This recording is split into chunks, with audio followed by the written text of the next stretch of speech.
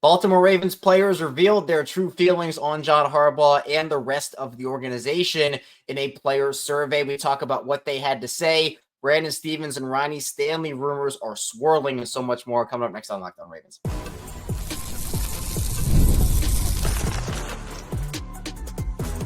You are Locked On Ravens, your daily Baltimore Ravens podcast. Part of the Locked On Podcast Network, your team every day.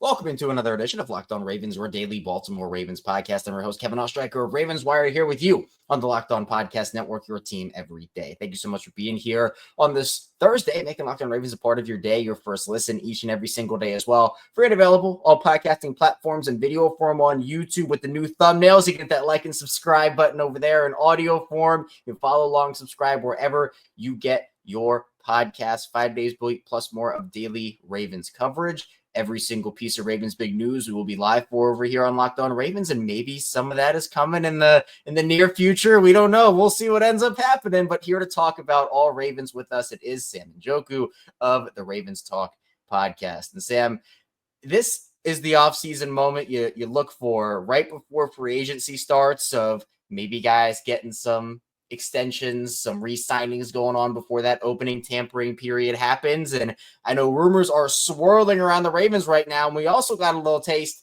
of how the players actually feel about the organization in general. Yeah, I love the NFL. I mean, I can't get enough of it. I mean, the Super Bowl just ended. You think, there's going to be a lull period before the draft starts. Nope, full speed ahead, nonstop news. And yeah, the NFLPA dropped their report card, so a lot of Ravens buzz and just NFL buzz in general. So definitely a good time if you're a fan of the sport.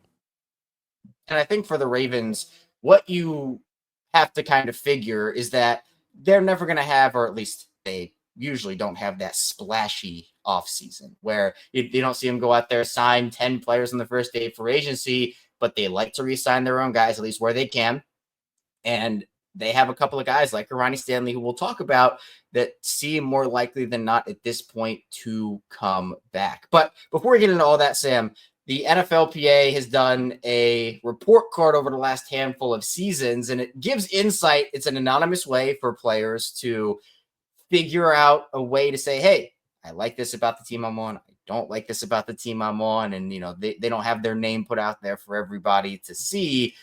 The Ravens come in overall with the NFLPA survey 13th out of 32 teams, but everybody wants to talk about the head coach aspect. Now, ownership, 9th out of 32 teams. Steve Bisciotti, it was 9th out of 32 in terms of his perceived willingness to invest in the facilities, 9.28 out of 10. The players feel like Steve Bisciotti significantly contributes to a positive team culture. 8 out of 32. Players feel that Bisciotti is extremely committed to building a competitive team, a rank of 9 out of 32.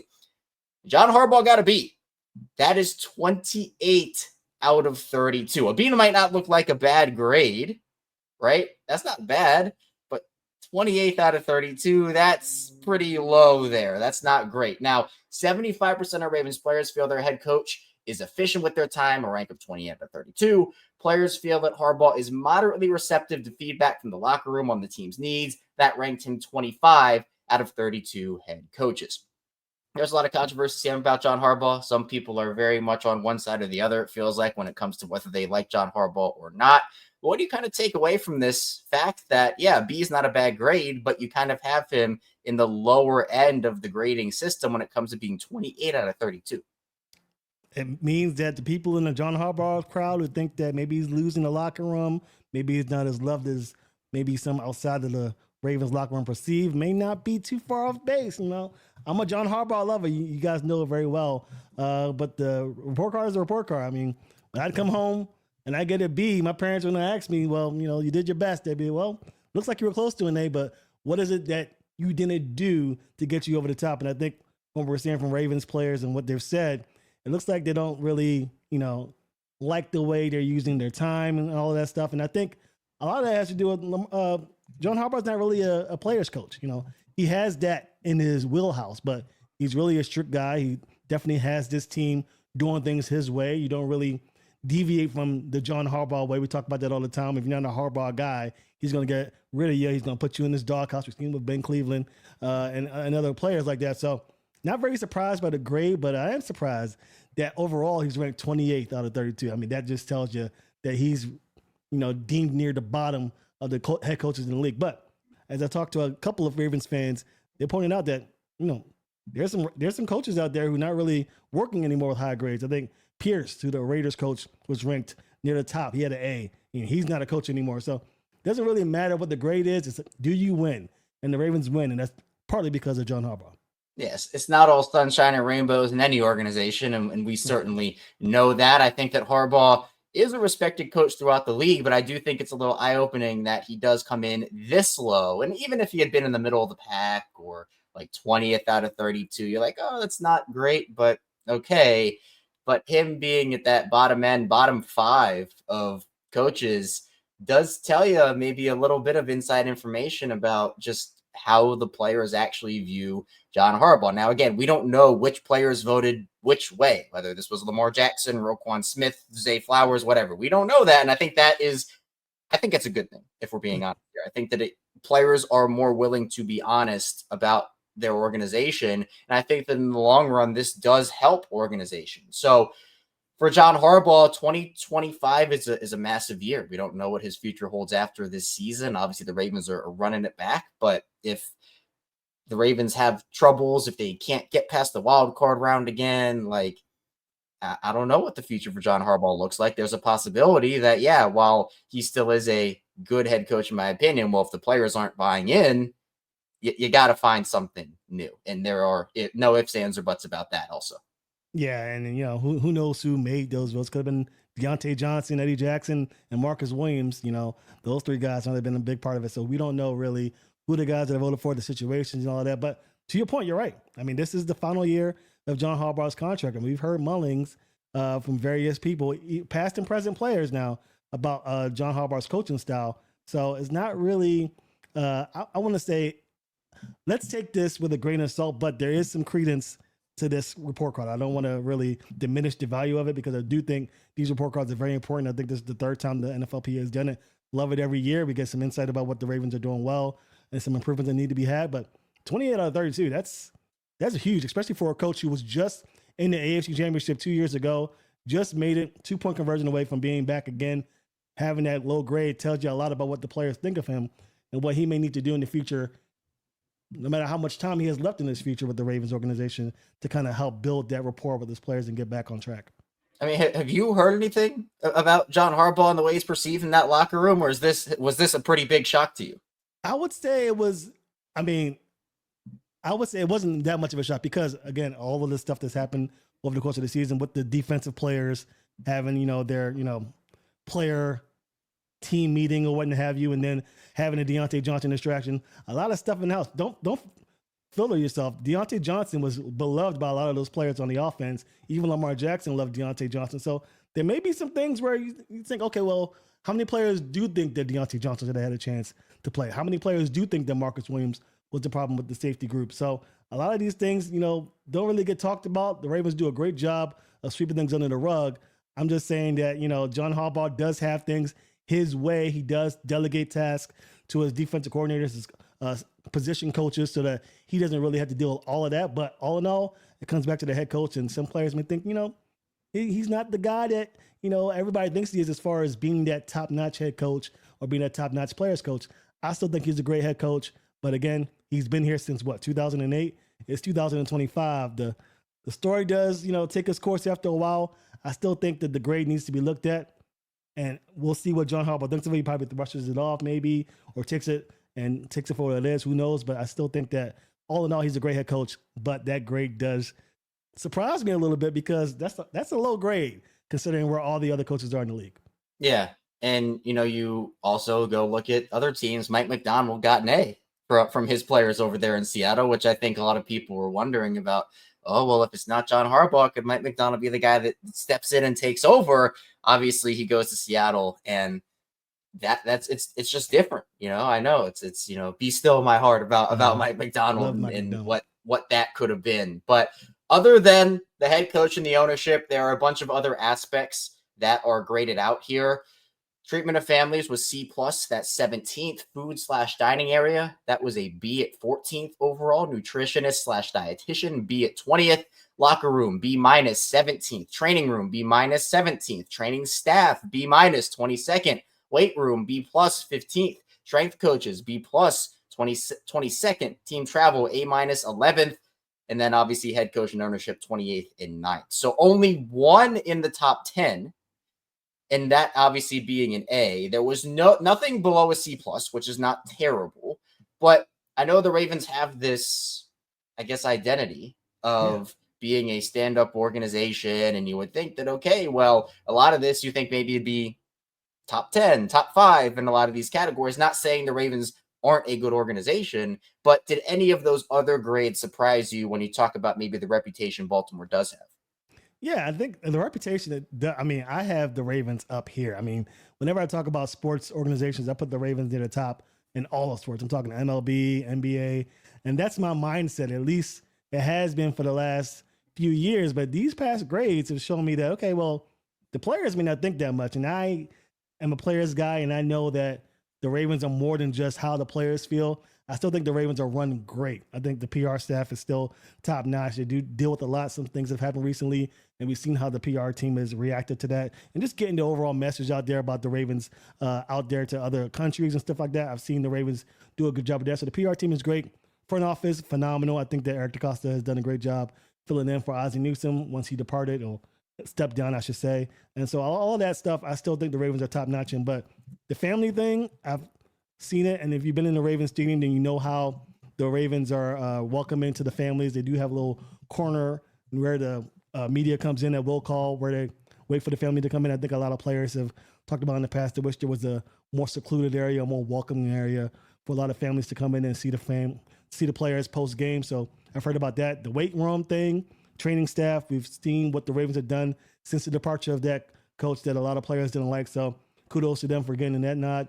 The nutrition, I'm a little surprised by it. They do a pretty good job of nutrition. I'm not sure what the Ravens players would expect with that. But again, we're comparing them to other teams in the league now. So a lot of teams could be doing a lot better. So maybe it's time for the Ravens to take a look at themselves and say, hey, what are we doing differently here? Now, I will say this mantra of the Ravens being a great place to be for players really got started with Brian Billick. And I think once John Harbaugh came in and his style came in and kind of changed the culture a little bit, a lot of players are less, high on the Ravens organization as a whole as far as places to play. Of course, if you want to win, you go there. But if you want to win, in the past, you go to New England as well. And we know players didn't really care for playing with Bill Belichick a lot of times. So you take the good with the bad. I still think the Ravens organization is great at winning, but there are some minute details that the Ravens could do to improve upon, and that's what this report card is for, to give organizations a chance to improve upon themselves. So I don't take all of this with a grain of salt to say, oh, the Ravens are a terrible organization. They're doing this for the players and they're not great for the players. I say this is a chance to, here's some room for improvement, and here are the things that they need to do to get there. But I still think, once again, that head coach win is big. Being fifth worst head coach among players as far as what they see you as is pretty big. And look, the Ravens they've had situations in the past with F- grades at certain spots with some of their strength coaches. And look what happened. They moved on, and that grade has gone up. So I think that overall the survey is a really good thing for the league. And like you said, it does give them opportunities to look in the mirror. Players aren't getting singled out. They're not going to get called into the office and said, why did you say this about us? That's not what happens here. And I think that's why it's good for the league, because players can speak their minds freely and give an honest opinion of just how they feel about the organizations that they're playing with. Coming up in the second part of the show, though, we have some rumors swirling about a couple of Ravens free agents. Obviously, Ronnie Stanley's the hot name, and we'll talk about him in the final part of the show. We're going to spend the second segment talking about Brandon Stephens. Stay tuned. A lot to get to on Locked On Ravens.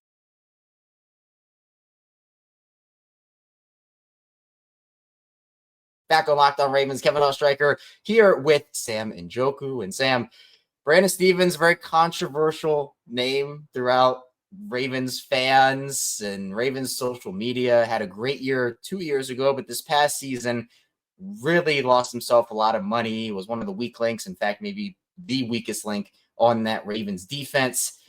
And there have been some rumblings about Brandon Stephens. And actually, John Harbaugh spoke on Brandon Stephens and Just want to bring up what he did end up saying. First of all, Bobby Trasser, who does Ravens Vault, he does a great job. He's at the combine, said that the market for Brandon Stevens is expected to be sneaky good when free agency begins. So that's an interesting thing because John Harbaugh, when talking, he ended up saying, oh, maybe we get Brandon Stevens back when talking about versatile options, because he can play corner, safety, dime, nick, like all those different positions. Is there a possibility in your mind, Sam? We've talked about it and you've said no, but with these new comments and maybe with positional value and whatnot, is there actually maybe a shot Brandon Stevens comes back? I think there might be, man. As scary as that sounds for some, there's a chance. Who knows?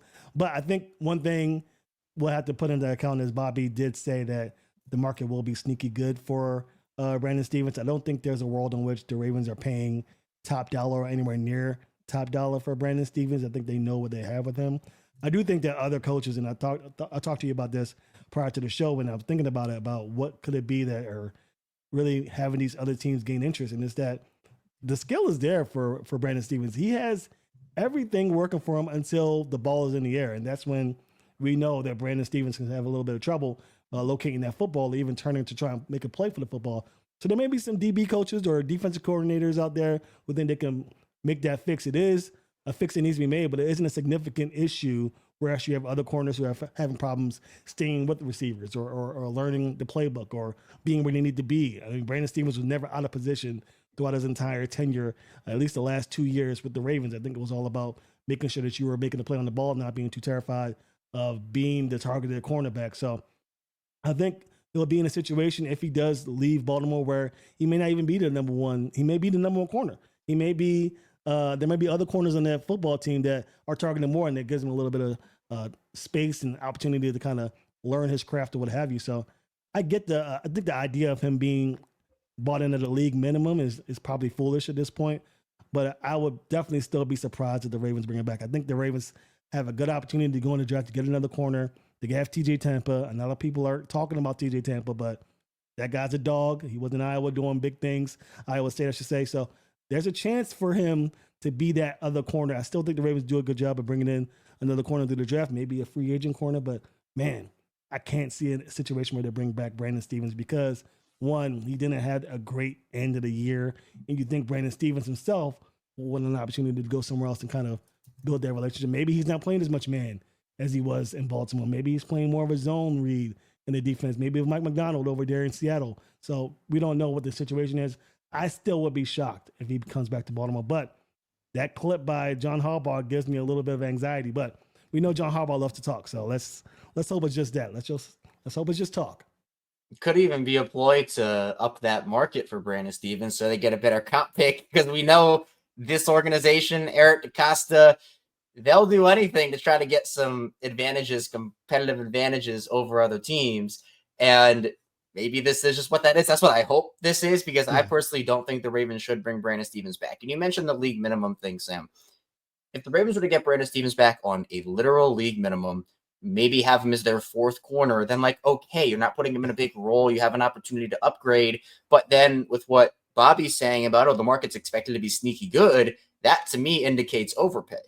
And I don't think the Ravens should be overpaying for a player that, yes, we saw what he could do in 2023, but this is what have you done for me now lately league. And too many times last season did we see him on the opposite end of big plays, of touchdowns, of other things.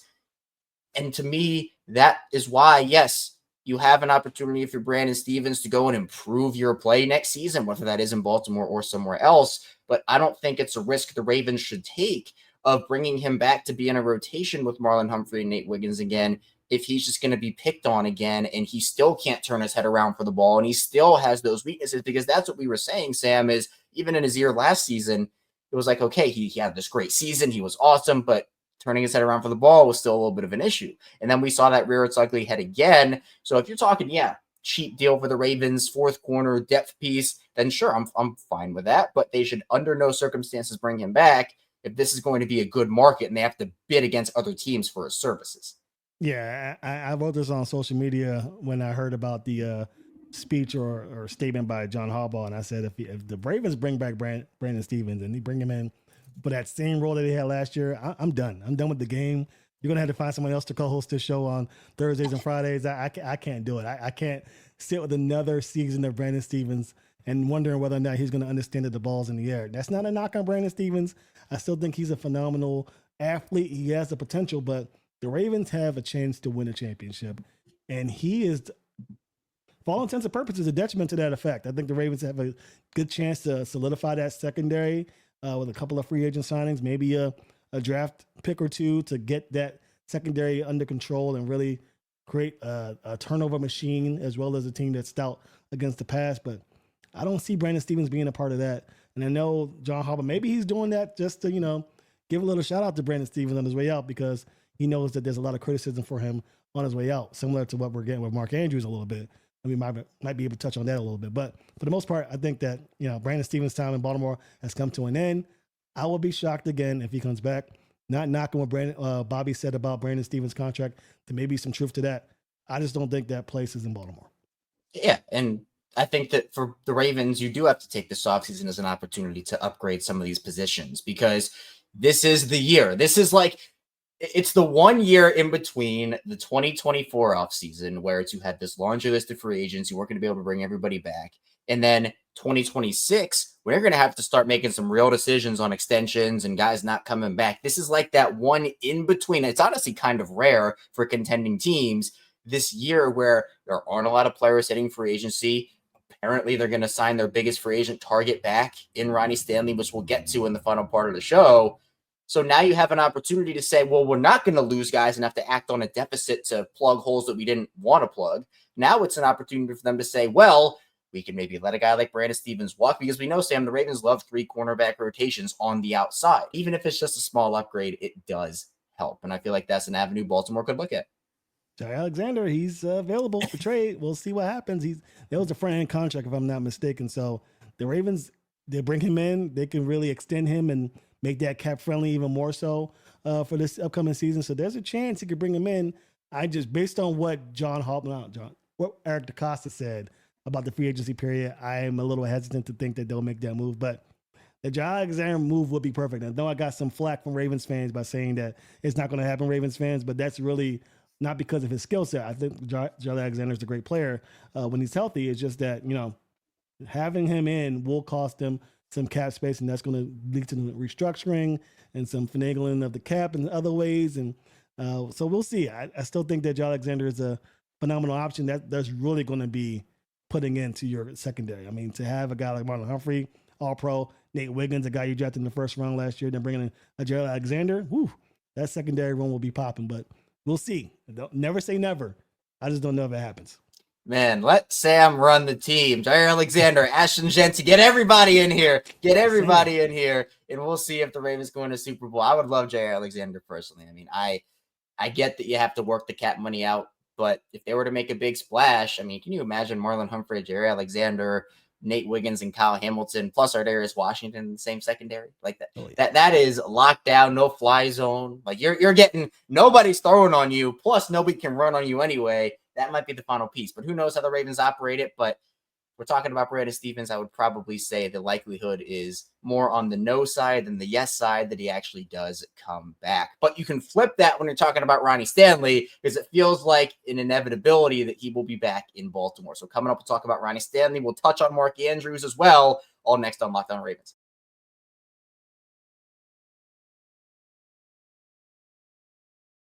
Back on Locked On Ravens with Sam Njoku. I am Kevin Oestreicher, talking Ravens football here.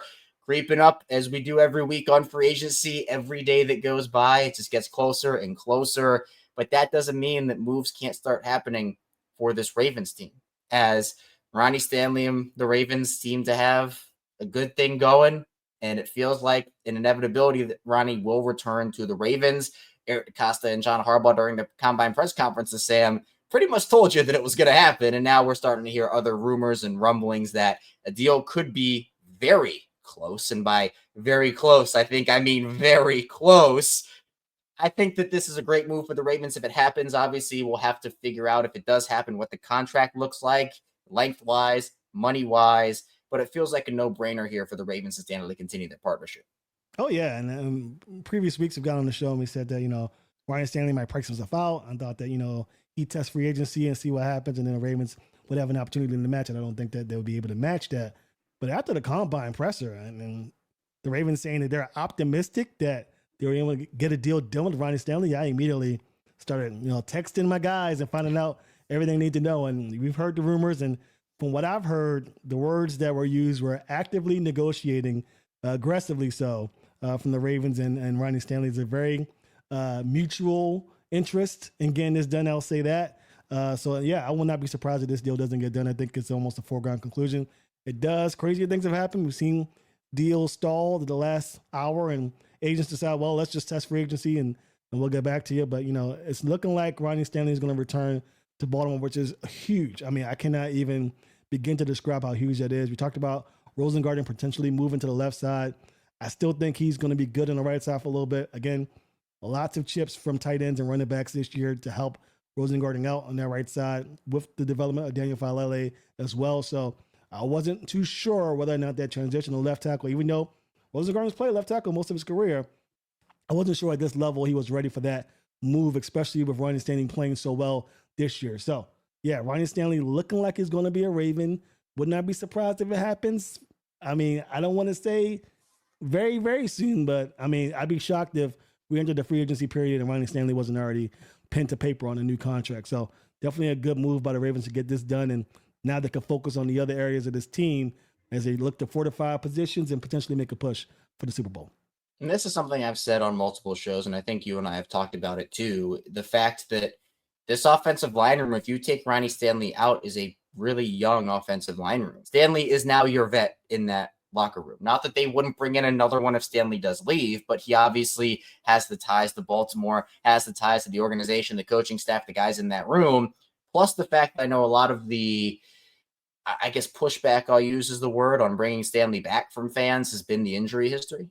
And last year he put together a fully healthy year. And that to me is, you judge based off of that. I get that he's had complications in the past, and that injury he suffered all those years ago at this point is very scary and was very scary. But I think we do have to give him credit for putting together a fully healthy year. He was pretty darn good last year as well. It wasn't like he put together a healthy season, but was kind of like only okay. He was good.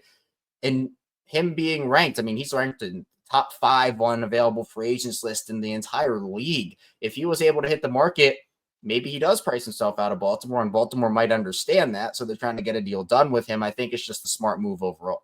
The Ravens have had a great success with left tackles. I think that's maybe some of where Ravens fans are getting this notion that, his injuries are holding him back. We had Jonathan Ogden. We have other left tackles that come in and really play well for the Ravens. And now we have a guy like Ronnie Stanley who, he was injured a little bit. 2 years ago, he played injured, and his play suffered a little bit, and that really led to some, negative feedback from Ravens fans. But this past season, he played very well. He did excellent. I think that he was, born to play this left tackle. He's very much in the conversation as one of the better offensive linemen to ever play for the Ravens. And I think that his partnership with Lamar Jackson, Lamar loves the guy as well. He's very well liked in the locker room as well as in the organization. So definitely not surprised by the Ravens making that attempt. I'm surprised on Ronnie Stanley's side that he's willing to get this deal done prior to hitting the market because, again, as you mentioned, he's top 5 in the free agents that are available, throughout all positions. Number 1 left tackle by far, for sure, for opposing teams. And I thought there's a lot of teams out there who could use a left tackle. Ronnie Stanley wants to be in Baltimore, so good chance he stays in Baltimore. Let's get the deal done and fortify this offensive line, and let's see where this line could take us. How confident do you feel in a line that has Ronnie Stanley, Tyler Linderbaum, Roger Rosengarten, and then you can fill in the guard positions, whether it's Falele, Voorhees, another guy? We've talked about that confidence level, but we weren't really sure if Stanley would come back. With it feeling like an inevitability, does that give you a lot more confidence that the line can continue to help protect Lamar Jackson, help open up rushing lanes for Derrick Henry, especially if they upgrade at maybe not only one of those guard positions, but maybe both of them? Yeah, I'm not too sure the Ravens are going to upgrade a right guard. I think they're going to give Daniel Falele another go. At least that's the perception that the Ravens are giving out. Left guard, they really need to make a position push. I think that they need to find a left guard that complements Tyler Linderbaum. I think too many times we saw defensive front attacks in the middle of the team really push at Tyler Linderbaum because they knew that he didn't really have cohesiveness with the left guard, whether that be Patrick McCarry or whether that be Voorhees, whoever. So I think it's going to be very important for the Ravens to make that upgrade. Do you keep Voorhees? Voorhees had one good game later in the year. I think it was against the Browns in the last game of the season that made me think, okay, well, maybe this team could get something going with him. But if not Voorhees, then get somebody else. I know Patrick McCarry, with the signing of Ronnie Stanley, is likely out of here. So they need to find a way to pull that left guard together with a new left guard that's comparable or even decent. I'm okay with Daniel Falele at the right guard spot. Rosengarten with a year under his belt in the weight room, getting bigger, getting faster, getting more adept at that position. I think this offensive line could be very good, especially with Derrick Henry back there. I mean, as long as you got Derrick Henry back there, you're looking pretty when it comes to pass protection, because teams are really not going for the pass because they know there's a chance they can run the football. Now, I do wonder how this offensive line will play if the Ravens decide to move on from Mark Andrews, because, again, this team is great at two tight end looks. It definitely makes this defense, with the opposing defense, more hesitant to rush the passer, to rush on the edge. We've seen a lot of times where edge rushers are really holding back because they don't know if the tight end is going to go or stay to block. All of that stuff that plays into consideration. So if Mark Andrews is gone, I wonder how this offensive line would fare. I think it makes them a little worse, if I'm being honest, but I still think this offensive line group with the Ronnie Stanley and this other team with another year on their belt could do some damage. Well, Mark Andrews is a player that there's definitely controversy in terms of what his future could look like with the Ravens. Eric DeCosta spoke at the Combine and, look, had every compliment in the book for Mark. But, you know, when you say every compliment in the book but don't necessarily commit to having him back, people take that as a nice farewell. And so with obviously the playoff game that he had against Buffalo, the contract, they could save $11 million from moving off of him, maybe get some draft capital back in the process if the team is willing to trade for him. There's two schools of thought. If, like, Mark is a great player, him and Isaiah Likely together make a awesome 1-2 punch, and even Charlie Kohler in there as well. But the reality of the situation is you cannot have both of them long term, because both guys, in my opinion, are top 10 tight ends and are going to be paid as such one way or the other. So it essentially is going to come down to a choice between Mark Andrews and Isaiah Likely. I think the Ravens would be foolish not to choose Isaiah Likely in that situation, despite how good Mark Andrews is. So what do you kind of feel? And Sam, we've talked about it before, but I think Eric DeCosta's comments opened up a whole new can of worms in terms of the perception about Mark in Baltimore next year.